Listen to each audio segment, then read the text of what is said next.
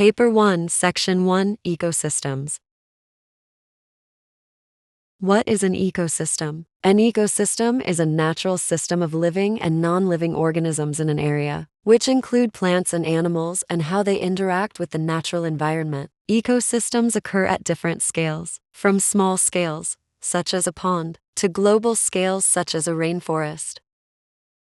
What are the components of an ecosystem? Ecosystems are concerned with the interrelationships or links between the biotic, so the living organisms such as plants, animals, or fish, and the abiotic, the non-living environmental factors such as soil, the climate, and light.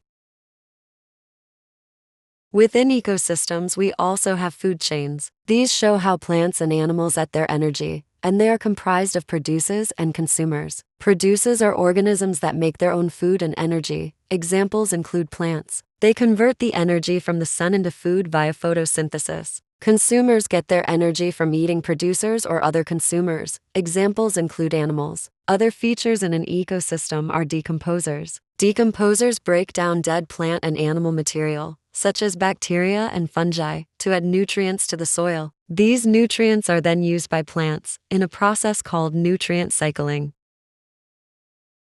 This is an example of a food chain. Food chains show the links between producers and consumers within an ecosystem. Here, the grass is the producer. The grasshopper eats grass, making it a consumer. The bird and snake are also consumers, and then the eagle, at the end of a food chain, is called an apex predator, as no other animal eats it.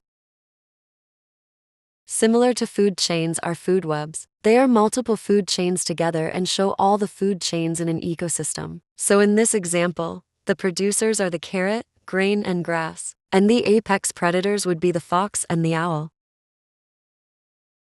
A freshwater pond is an example of an ecosystem. In this ecosystem, the lilies are the producers, the consumers are the fish, the apex predator is the kingfisher, and the decomposers are the fungi. But as well as the biotic factors, the abiotic factors play an important role too in ensuring the ecosystem functions properly.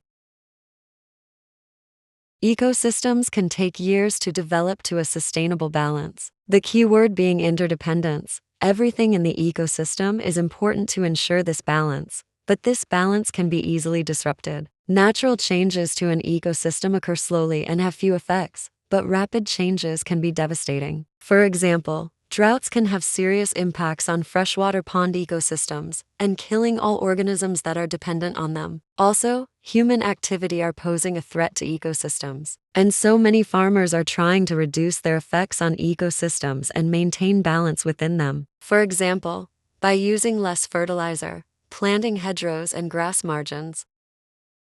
Biomes are large-scale ecosystems. Examples of biomes include the tropical rainforest, which covers 6% of the Earth's land. They are found close to the equator and have high temperatures and lots of rainfall. The desert covers a fifth of the world's surface. They have high daytime temperatures, very cold nights, with very low rainfall. The polar areas are located around the North and South Poles. They experience very low temperatures, dry conditions, and few animals live here. The tundra is located under the Arctic Circle, experiencing cold, windy, and dry conditions. And we have the grassland or the savanna. They have distinct wet and dry seasons and support large herds of grazing animals. This map shows the location of biomes around the world. For example, the cold environments such as the polar and tundra are around the north and south regions, and some mountainous areas. The rainforests are located along the equator. The deserts are located either side of the equator along the tropics. Thanks for watching. I hope you enjoyed learning about ecosystems.